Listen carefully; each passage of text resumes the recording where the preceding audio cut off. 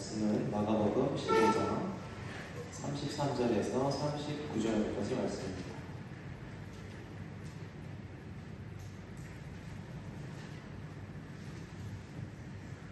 33절에서 39절 저와 한 절씩 교독하시겠습니다.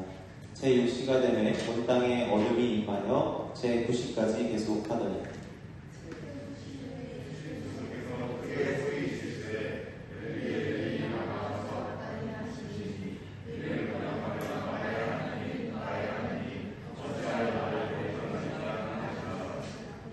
곁에 섰던 자 중 어떤 이들이 듣고 이르되 보라 엘리야를 부른다 하고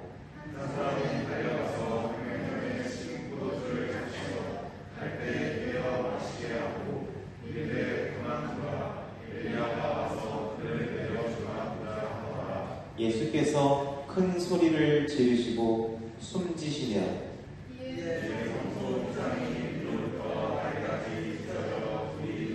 같이 읽겠습니다. 예수를 향하여 섰던 백부장이 그렇게 숨지심을 보고 이르되 이 사람은 진실로 하나님의 아들이었도다 하더라. 아멘.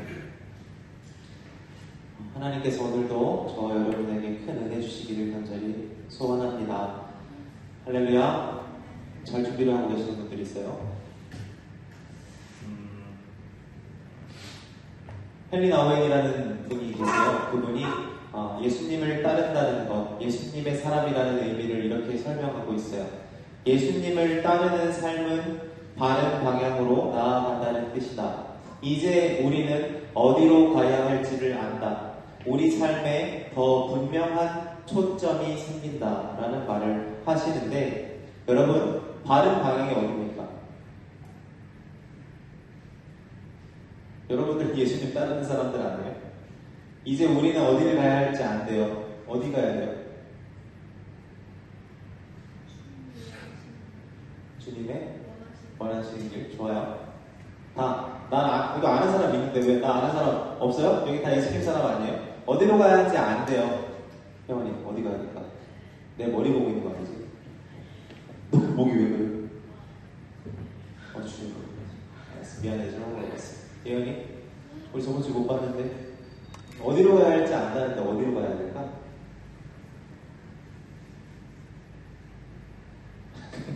어디로 가야 되는데 지금 일단 지금 천국은 아닌 것 같아. 그치? 느낌상 지금 갈 건 아닌 것 같잖아.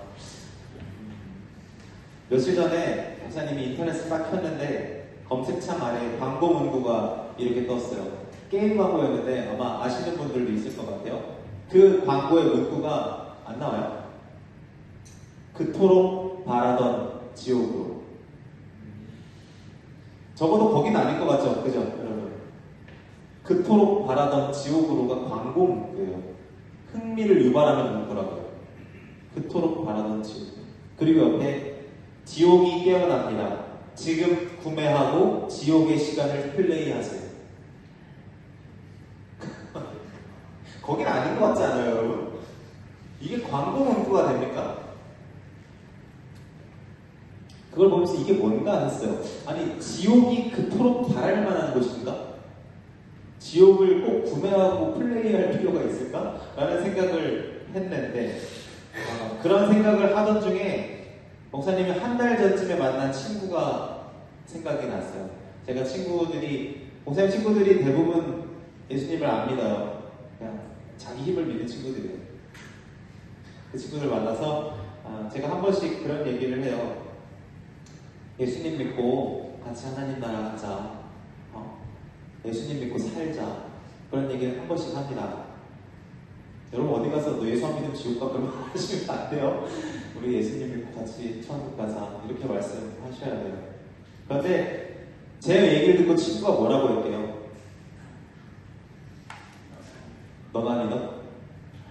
더 세요. 더 세요. 뭐라고 했냐면 난 지옥 갈 거야. 자존심 상해서 안 가. 정말로. 자존심 상해서 난 천국 안 갈 거야. 아이, 지옥 한번 가줘야지. 그런 얘기를 하더라고요. 꼭 지옥에 가고 싶다. 그런 얘기를 하는데, 재밌어요. 교회에서 사실 지옥에 대해서 구체적으로 안 가르쳐요, 여러분. 여러분 설교 들을 때 지옥 얘기 들어보신 분? 지옥은 어떻게 생겼고 뭐가 있고 그렇게 들어보신 분 있으세요? 아니, 거의 교회에서 그런 얘기 안 해요. 그런데 안 가르쳐도 사람들은 지옥에 대한 지식들이 어디서 나오는지 굉장히 구체적으로 상상하고 그려보고 지옥에 대해서 광고를 하고 게임을 만들고 디아블로라는 게임이 있잖아요. 그 디아블로라는 이름이 뭐예요? 악마예요. 교회에서 어떤 목사님이 악마에 대해서 그렇게 오랫동안 설교하시던가요? 아니요. 교회에서 사실 그런 걸 잘 안 하거든요. 그런데 사람들은 어디서 들었는지 지옥에 대해서 묵상하고 상상력을 발휘해서 그것을 아이템으로 만들고 사업 아이템으로 그걸로 많은 돈을 끌어모으기도 해요. 그리고 어떤 사람은 심지어 나 그 지옥 갈 거야 라고도 말해요. 없을 것 같은데 여러분 주변에 한번 나가서 얘기해 보실래요? 우리 같이 주님 믿고 하나님 나라 생명이 있는 곳으로 가자 라고 말했을 때 그거 가자고 하는 사람이 많을까요? 안 간다고 하는 사람이 많을까요? 너무 재밌는 거예요. 왜 그 좋은 곳을 안 가려고 할까요? 제가 그 생각들을 하다가 보니까 예수님을 믿는 사람들이 예수님을 믿으면서 어렴풋이 자기가 가야 할 곳을 배워가는 것이 신앙생활이라는 생각이 들어요. 여러분, 예수님을 믿지 않는 사람들은 기본적으로 지옥을 향해요. 보내는 것이 아니라 자신들의 마음이 그곳을 향해요. 사망을 향하고 죄를 향하고 죽음을 향해요. 그것은 꼭 가서 가르쳐주지 않아도 그들 자신이 어느새 그것을 향하고 있어요.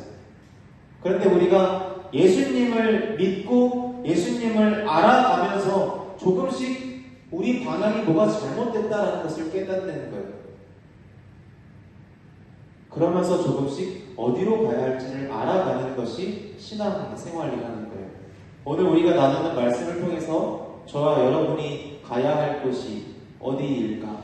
바른 방향, 옳은 길이 어디일지를 생각해보는 시간이 되셨으면 좋겠습니다. 우리가 지금 계속 나누는 말씀들이 지금 마가복음 15장에 있는데 마가복음이 몇 장까지 있을까요?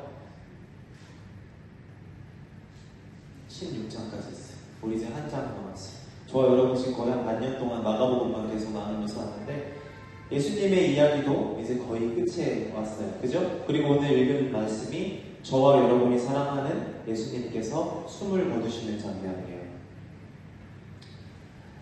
예수님께서 십자가에 매달리셨을 때 많은 사람들이 예수님을 보고 빈정거렸어요. 야, 너부터 구원해봐. 너가 우리를 구원하기 전에 너 자신부터 그 십자가에서 내려와봐 하고 놀렸어요. 머리를 흔들면서 지도 못하는 게 빈정거리고 그리고 말하죠. 대제사장과 서기관들이 희롱해요. 31절에 보면 그가 남은 구원하였을 때 자기는 구원할 수 없도다. 32절 이스라엘의 왕 그리스도가 지금 십자가에서 내려와 우리를 보고 믿게 할지어다. 너 한번 내려와서 믿게 해봐. 너가 그리스도인 거 증명해봐 라고 욕하고 지나갑니다. 너가 너 자신도 구원하지 못하는데 어떻게 우리를 구원하겠어? 라고 조롱하고 지나갑니다. 우리가 지금 몇 주째 힘들게 어렵게 나누고 있지만 벌써 그만요? 아니죠? 이거 왜 이러지? 여러분, 예수님은 하나님의 뜻을 알고 지금 이 길을 가고 계시는 거예요. 우리 저번 주에도 나눴죠? 예수님은 사람들한테 모함당했거나 누가 등 떠밀어서 지금 이 길을 걸어가시는 게 아니에요. 예수님은 분명히 이 길이 하나님의 뜻이라는 걸 알고 계세요.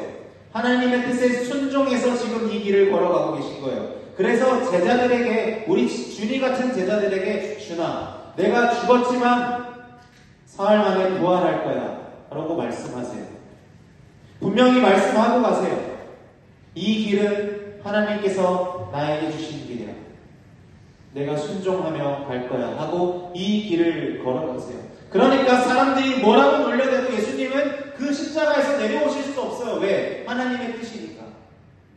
하나님께서 우리들을 구원하시려고 이 아들을 보내신 뜻을 분명하게 알고 있기 때문에 사람들이 놀려대고 뭐라고 할지라도 그들을 위해 죽으셔야 하기 때문에 내려오시지 않아요. 내려올 수 있음에도 내려오시지 않습니다. 예수님은 하나님의 뜻이라는 것을 알고 계세요. 그런데 이해하기 어려운 장면이 나와요. 오늘 우리가 읽은 33절, 34절 말씀인데 우리 한번 같이 읽어보겠습니다. 시작. 제 6시가 되매 제 9시에 예수께서 크게 소리 지르시되 엘리 엘리 라마 사박다니 하시니 이를 번역하면 나의 하나님 나의 하나님 어찌하여 나를 버리셨나이까 하는 뜻이다. 저 시간은 우리가 생각하는 시간으로 환산하려면 6시를 더하면 6시간을 더하면 되는데 제 6시니까 한 정오쯤 낮 12시 낮 12시부터 한 3시까지 그 빛이 가득하던 여러분 12시면 얼마나 뜨거워요. 해가 꼭대기 있잖아요. 그 밝은 그 대낮 시간에 온 땅에 어둠이 임해요.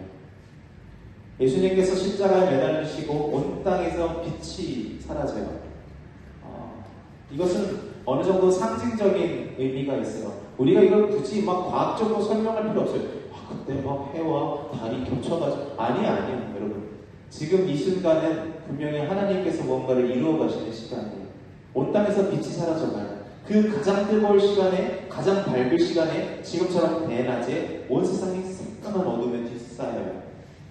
그리고 예수님께서 크게 소리 지르시는데 엘로이 엘로이 레마 사박다니 이게 그대로 말하면 나의 하나님 어찌하여 나를 버리십니까? 라는 말인데 이해가 안 되는 부분은 예수님이 지금 여기를 알고 오셨잖아요. 그런데 예수님이 물어보세요. 왜 나를 버리십니까? 여러분들 이해가 되세요? 예수님 지금 버려질 거 알고 오셨어요. 예수님 지금 죽을 걸 알고 이 자리에 오셨어요. 예수님은 심판받을 걸 알고 이 자리에 오셨는데 하나님께 물어보시는 겁니다. 왜 나를 버리십니까? 어찌하여 아버지 나를 버리시는 겁니까? 여러분 다 알고 나가시는 건데 왜 이런 질문을 하시는 겁니까? 마치 나는 전혀 아무것도 알지 못하고 이 자리에 왔다는 것처럼 말씀하실까요? 이거에 대해서 학자들이 두 가지 얘기를 해요. 충격받으면 안 되는데 첫 번째는 예수님께서도 여기까지는 생각 못했다. 힘들 줄은 알았는데 이 정도는 아닐 줄 알았다. 뭐 그런 생각이었을 것이다 라고 말하는 사람도 있고 다른 한쪽은 알고 계셨는데 당신이 지금 당하는 고통이 생각보다 너무 심해서 이렇게 말씀하신다. 사실 여러분 지금 예수님께서 엘로이 엘로이 레마 사박다니 이 말을 하시는 건 시편 22편 말씀이에요. 고난받는 종의 이야기를 예수님께서 그 죽는 순간까지도 하나님의 말씀을 자기의 기도문으로 외치고 계신 거예요. 그 아픈 순간에 마지막으로 하시는 말씀이 시편 22편의 앞부분 말씀이었던 거예요. 왜 나를 버리십니까? 네, 이 부분에 있어서 김병국 교수님이라는 분은 이런 말을 해요. 어렵지만 그냥 읽어만 보세요. 제가 읽어볼게요. 육시에 임한 어둠의 의미는 다음과 같다. 그것은 하나님에 의해 버림받으신 예수님의 무시무시한 고독을 뜻한다. 어둠은 단절을 뜻한다. 그리고 크랜필드라는 분은 이런 말씀을 하세요.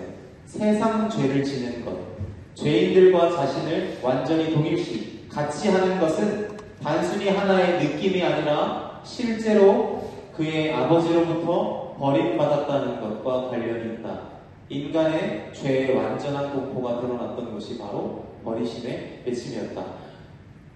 정리하면 예수님은 지금 실제로 아버지께 버림받으시고 그 버림받음을 통해서 그 고독함과 단절, 끊어짐을 경험하고 계신 거예요.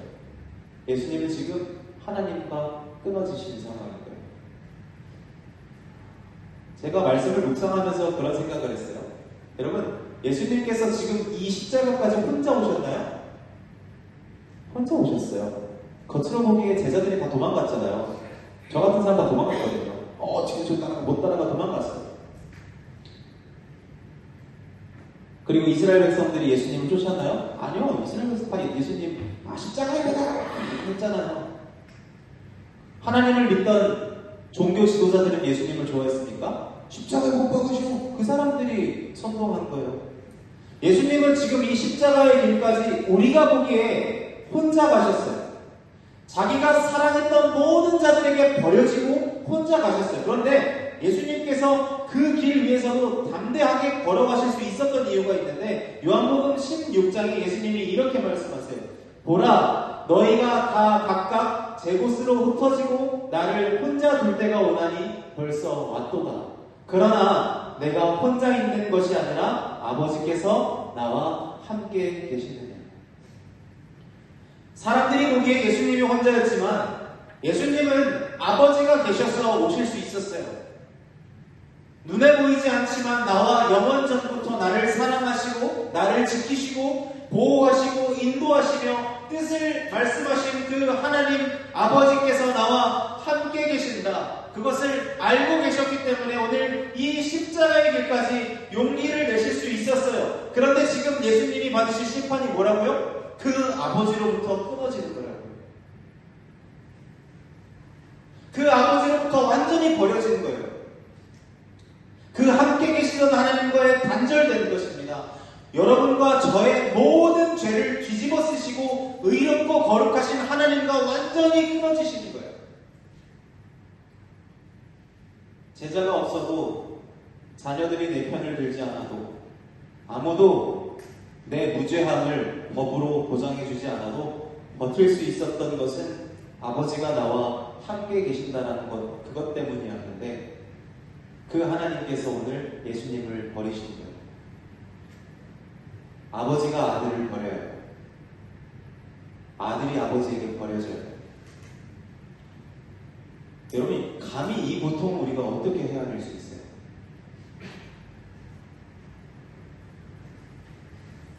사랑하는 여러분, 오늘 이 모습이 우리가 생각하는 심판이에요. 여러분, 지옥은 전갈이 싹도 있고 뱀이 가득하고 막 뜨거운 불 한 증 막 그런 데가 아니에요. 지옥은요, 하나님과 우리가 완전하게 끊어지는 곳이에요. 하나님께서 만드신 이 모든 땅의 피조물과 완전하게 끊어지고, 하나님께서 허락하신 모든 관계로부터 끊어지고, 하나님께서 우리가 기도할 때 들어주시는 모든 관계로부터 끊어지고, 여러분들이 붙들 수 있는 모든 것으로부터 끊어지는 것, 완전히 버려지는 것, 완전히 단절되는 것, 그것이 심판인 거예요. 로마서에서 바울이 죄의 값은 사망이라고 그랬는데, 이 사망은요, 단순히 우리의 육신이 수명이 다해서 병에 걸려서 사고가 나서 죽는 것을 말하는 것이 아니라 생명이신 하나님과 완전히 끊어지는 걸 말하는 거예요. 그게 사망입니다. 오늘 예수님께서 받으시는 심판은 그 생명이신 하나님, 사랑과 긍휼과 자비의 아버지이신 그 하나님과의 관계가 완전히 끊어지고 아버지로부터 버림받는 것을 경험하시는 거예요. 저와 여러분이 받아야 할 심판이 바로 그거였어요. 아버지께 버려지는 거. 그것을 예수님께서 지금 받고 계세요. 한 번도 끊어진 적 없던 아버지와 오늘 예수님은 끊어지십니다. 여러분, 예수님께서 이 심판을 왜 받으신 겁니까? 저와 여러분이 받을 심판을 예수님께서 왜 받으신 겁니까? 여러분이라면 받으시겠습니까? 예수님께서 이 심판을 저 대신 왜 받으셨을까? 그 내용이, 그 이유가 우리가 읽은 37절부터 39절까지 나옵니다. 우리 한번 한 목소리로 읽어보겠습니다. 시작. 예수께서 큰 소리를 지르시고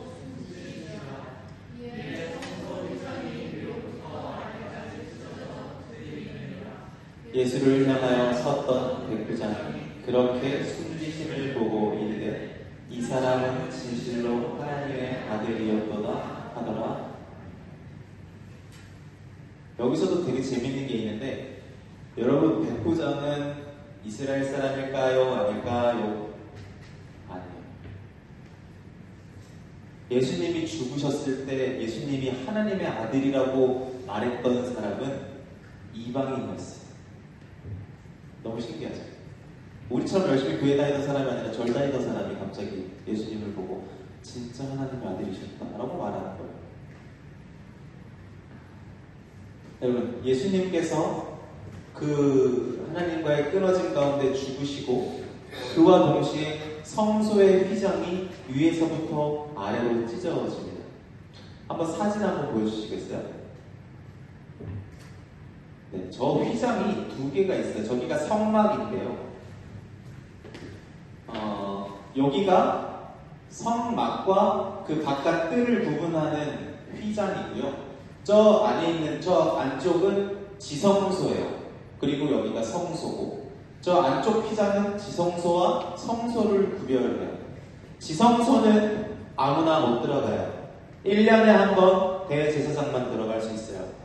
대제사장도 자신의 몸과 마음을 경건하게 하고 들어가야 돼요. 실제로 그 안에서 죄가 발견될 경우 대제사장 그 자리에서 죽어요. 왜냐하면 지성소는 영광스러운 하나님께서 임하시는 장소이기 때문이에요. 거룩하신 하나님께서 죄와 만나면 죄가 즉시 죽기 때문에 그 제사장에게 죄가 있으면 죽어요. 그래서 실제로 대제사장이 저길 들어갈 때 몸에 줄을 달고 들어가는 경우도 꽤 많았다고 해요. 죽으면 끌어내야 되니까. 어찌됐건 저 휘장, 저 파란 색깔 저 휘장이 보통 15m에서 25m 정도 된다 그래요. 그러니까 얼마야? 이게 지금 한 4m 되나요? 이거의 한 5배 정도의 높이예요. 그리고 저게 파란색, 빨간색, 자주색 이런 실로 꼬아서 만든 거예요. 스웨터 만들듯이, 가디건 만들듯이. 그런데 두께가 10cm래요. 두께. 이 폭 말고 두께가 10cm래요. 여러분 집에 카펫 있는 사람 있죠? 카펫이 몇 cm 돼요? 카펫 한 이만큼 되나요? 그거 한번 손으로 찢어보세요. 찢어지나? 안 찢어져요. 저게 찢어질까요? 사람 손으로 절대 안 찢어져요.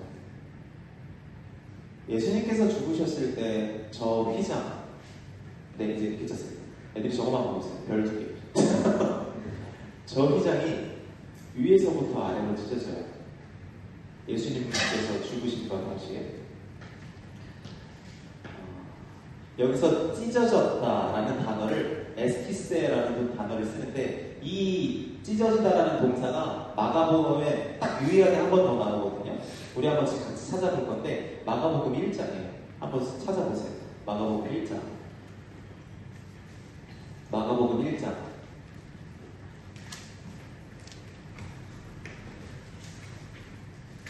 좋아요. 없으면 옆 사람한테 붙어서 봐요. 네, 좋아요. 1장 10절 말씀. 제일 먼저 찾은 사람 한번 읽어볼까요? 10절. 용기를 내. 용기를 내세요.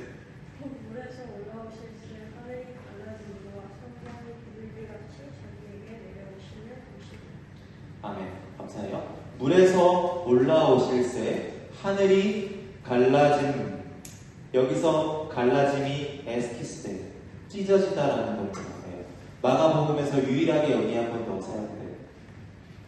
그리고 11절에 하늘로부터 소리가 나기를 너는 내 사랑하는 아들이라 내가 너를 기뻐하노라. 하나님의 음성이 들려요. 우리가 말씀 나누는데요, 예수님께서 세례를 받으시죠. 세례를 받으실 때 하늘이 갈라져요. 하늘이 찢어져요. 그리고 하나님의 음성이 들리는데, 예수여 너는 내 사랑하는 아들이라 내가 너를 기뻐하노라. 하나님께서 예수를 사랑하는 아들이라고 인정하는 장면이 하늘이 찢어지는 그 순간 나타나죠. 그리고 오늘 예수님께서 죽으실 때 휘장이 찢어져요. 하늘이 찢어짐으로 예수께서 하나님의 사랑받는 아들이라고 선언된 것처럼, 예수께서 죽으실 때 휘장이 찢어짐으로 말미암아 저와 여러분이 하나님께 사랑받는 자녀라고 선언될 수 있는 길이 열리는 거예요. 이것을 히브리서에서 10장에 이렇게 말하고 있어요. 조금 어렵죠? 조금만 집중해 보세요. 10장 19절부터 제가 읽을게요. 그러므로 형제들아, 우리가 예수의 피를 힘입어 성소에 들어갈 담력을 얻었나니 그 길은 우리를 위하여 휘장 가운데로 열어놓으신 새로운 살 길이요 휘장은 곧 그의 육체니라. 또 하나님의 집 다스리는 큰 제사장이 계심에 우리가 마음의 뿌림을 받아 악한 양심으로부터 벗어나고 몸은 맑은 물로 씻음을 받았으니 세례 나오죠? 참 마음과 온전한 믿음으로 하나님께 나아가자. 여기서 휘장이 예수님의 몸이에요. 예수님의 몸이 찢어질 때 성소의 휘장이 찢어져요. 하나님의 사랑받는 아들의 몸이 찢어질 때 휘장의 몸이 찢어져서 저와 여러분에게 하나님의 사랑받는 자녀라고 선언될 수 있는 새로운 살 길이 열린 거예요. 여러분, 예수님께서 하나님의 심판을 왜 받으셨다고요? 저 길 때문에 만드신 거예요. 저와 여러분에게 저 길을 열어주시려고 그 몸을 찢으신 거예요. 단순히 나와 우리 모두의 죄와 우리의 더러움을 대신 받으시려고 하신 게 아니라 그것은 과정이고 그 심판을 대신 받으신 이유가 저와 여러분이 새롭게 걸어갈 수 있는 길을 여시기 위함이라는 거예요.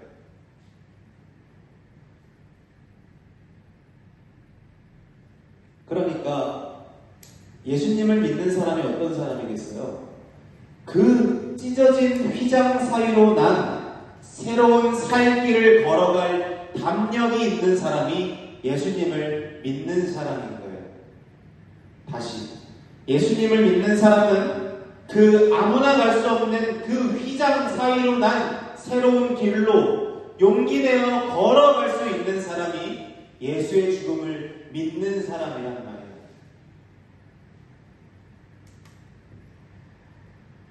여러분, 예수님의 죽음, 예수님의 공로를, 예수님의 피를 믿는 사람은 더 이상 자기의 부족함에 주저앉아서 좌절하는 사람이 아니에요. 반대로 자기의 잘남과 능력을 믿고 제멋대로 살아가는 사람도 아니에요. 예수의 공로를 믿는 사람은, 그의 죽음을 힘입는 사람은 하나님 앞으로 한 걸음씩 나아가는 사람이에요. 그 담대함이 있는 사람이에요. 자기의 부족함 때문에 좌절하지 않는 사람이에요. 예수의 능력을 힘입어 하나님 앞으로 나아가는 사람이 예수님을 믿는 사람이에요.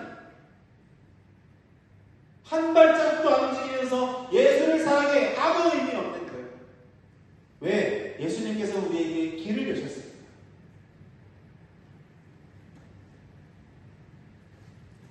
제가 생각하기에 예수님의 피와 죽음, 이 휘장이 찢어진 것을 믿는 사람과 믿지 않는 사람의 차이점이 있는데, 그거는 바로 그가 하나님의 은혜의 보좌 앞으로 나아갈 담력이 있는지 없는지의 차이라고 생각해요. 여러분에게 이 담력이 있으세요? 여러분에게 이 용기가 있으십니까? 예수님 의지해서 하나님 앞으로 나아가실 수 있어요? 이 용기가 바로 우리가 생각하는 믿음인 거예요.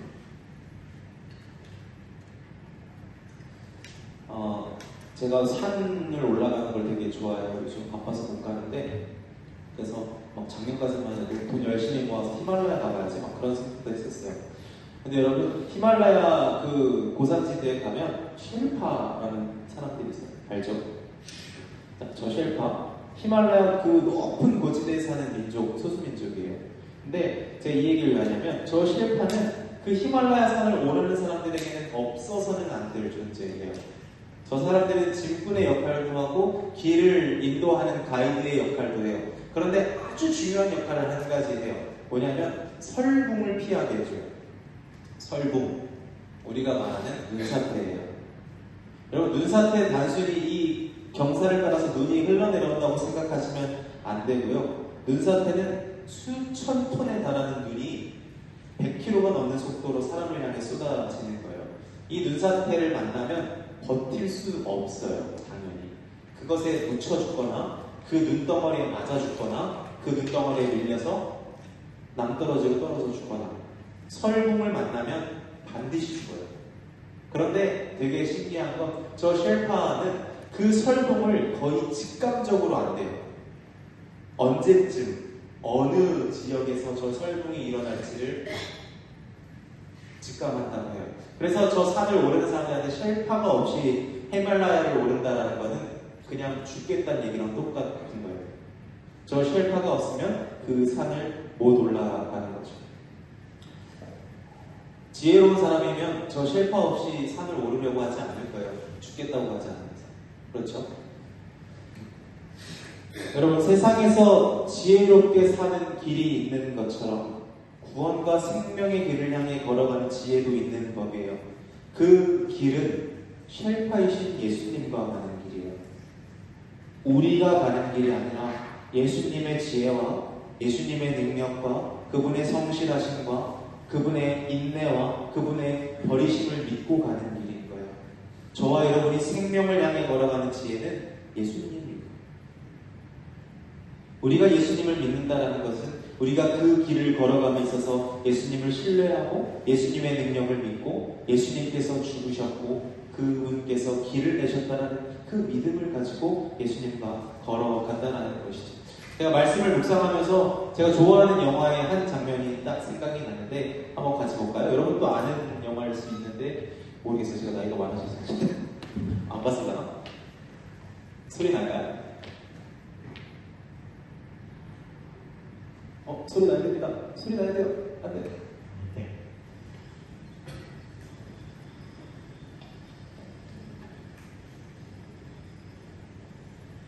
먹고 싶은 거?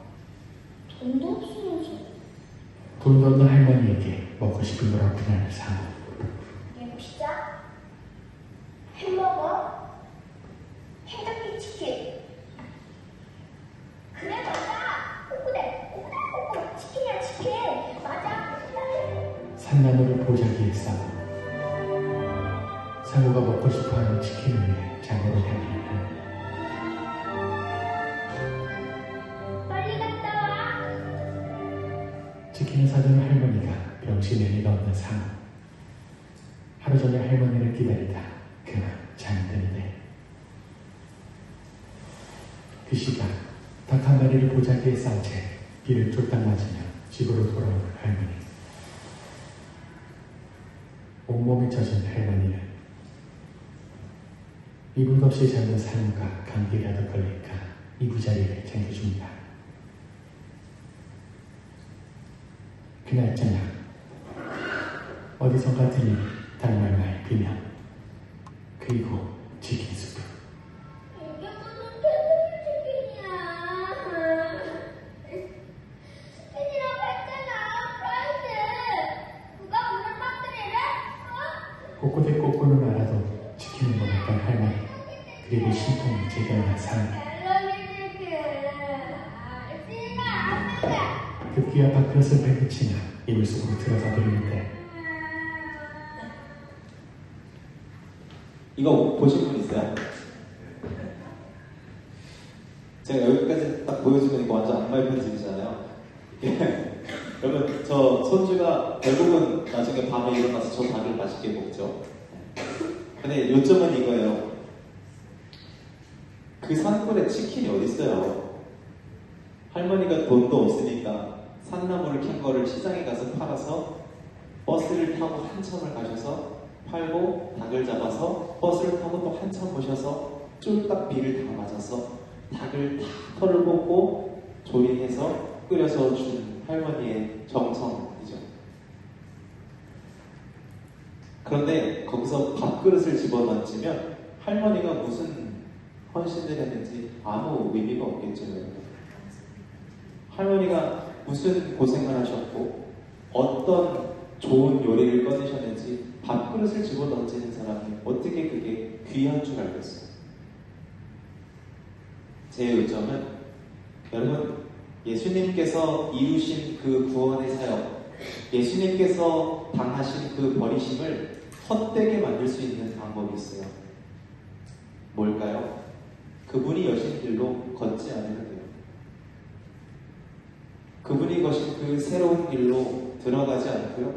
그 새로운 길 앞에서 예수님이 대신 죽었어. 예수님이 대신 죽었어. 예수님이 대신 죽었어. 우리 죄를 사했어. 맨맨 되네 있는데 그리고 그 길에 한 발자국도 들여놓지 않으면 돼요. 그러면 예수님께서 버려주신 것을 헛되게 만들 수 있어요. 여러분, 예수님의 공로를 반대하는 사람, 그 보혈의 은혜를 욕되게 하는 자가 누굽니까? 그 새로 난 길로 걷지 않는 사람이에요. 그래서 예수님은 말씀하세요. 그들은 자기도 그 문으로 그 그 길로 들어가지 않으면서 다른 사람도 들어가지 않게 한다고요. 은혜를 주시는 하나님 앞으로 나아가지 않는 사람, 사랑과 긍휼로 안아주시는 하나님께로 향하지 않고 급기야는 하나님이 마련하신 그 식탁에서 밥그릇마저 집어던지는 사람, 예수님께서 길을 열어주시면 뭐 할 거예요? 그 길로 한 발자국도 들어서지 않으면 아무 의미가 없는 거예요. 예수님께서 비를 쫄딱 맞으시면서 버려주시면서 아버지와 끊어주시면서 그 십자가에 매달려 죽으시면 뭐 할 거예요? 그 길로 안 들어서면 아무 의미가 없는 거예요. 여러분, 이 땅을 살아가면 예수께서 죽으셨다는 거, 또 지옥에 대한 존재 사람들 다 알아요. 그런데 문제가 뭐예요? 예수님이 여신 그 살 길로 안 걸어가요. 예수께서 이제 그 휘장을 찢어서, 자기 몸을 찢어서 저와 여러분이 하나님 앞으로 나아가면 하나님이 은혜를 주세요. 긍휼히 여겨주세요. 위로해 주세요.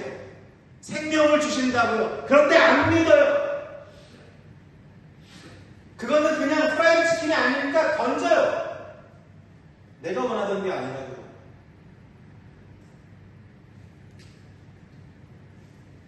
부모가 자녀를 위해 아무리 좋은 것을 준비했더라도 자녀가 밥그릇을 집어던지면 방법이 없는 거예요. 부모가 아무리 존귀한 것을 준비했을지라도, 심지어 그게 구원일지라도 자녀가 그 밥그릇을 집어던지면 그 귀한 것을 설명할 도리가 없는 거예요. 말씀을 묵상하면서 제가 그런 생각을 했어요. 나는 이 길로 걸어가고 있을까? 예수님께서 제 죄를 위해 죽으신 거 알아요. 제가 목사잖아요. 그 정도는 알아요. 여러분, 예수님께서 2000년 전에 십자가에서 못 박혀 죽으셔서 거기서 모든 인간들의 죄가 없어졌다는 거, 예수님이 우리 대신 하나님께 버려졌다는 거, 저 목사잖아요. 그 정도 알아요. 그게 문제가 아니라, 그래서 그 휘장 사이로 난 길로 내가 지금 걸어가냐고. 담력을 가지고 은혜를 주신 하나님 앞으로 내가 나아가냐고요. 용기를 가지고 내 잘남과 내 못남이 아니라 예수의 죽음을 힘입어서 거기서 용기를 얻고 하나님 앞에 매일 나아가, 하나님 오늘도 내게 용기를 주옵소서, 은혜를 주옵소서, 생명을 주옵소서, 평안을 주옵소서 나아가냐고. 아니면 그 길 앞에 서서 나도 들어가지 않고 남도 들어가지 못하게 합니까? 그게 제 한 주간의 묵상이었던 것 같아요. 우리 처음에 나누었던 헬리나 오웬의 말을 한번 다시 볼까요? 예수님을 따르는 삶은 바른 방향으로 나아간다는 뜻이다. 이제 우리는 어디로 가야 할지를 안다. 우리 삶에 더 분명한 초점이 생긴다. 어디로 가야 할지 아시겠죠? 하나님의 은혜의 보좌 앞으로 나아가야 돼. 예수님의 그 버려짐을 믿고, 휘장이 찢어졌다는 걸 믿고 담력을 가지고 하나님께서 내게 은혜를 주실 거야. 하나님께서 내게 사랑을 베푸실 거야. 하나님께서 나를 용서해 주실 거야. 하나님께서 나를 구원하실 거야. 이 믿음을 가지고 나아가야 돼요. 그것이 우리가 가야 할 길, 그것이 우리에게 옳은 길, 그것이 저와 여러분의 인생의 초점이에요. 바라기는 CR8이신 예수님과 하나님 앞으로 나아가는 우리 형제 자매님들이 되셨으면 좋겠어요. 예수께서 아버지에게 버려지심으로 마련한 그 밥상에서 밥그릇을 집어던지는 존재가 아니라 예수께서 마련한 그 사랑의 식탁에서 하나님 앞으로 나아가 은혜와 긍휼을 구하는 저와 여러분이 되시길 주님의 이름으로 간절히 축복합니다. 찬양하겠습니다.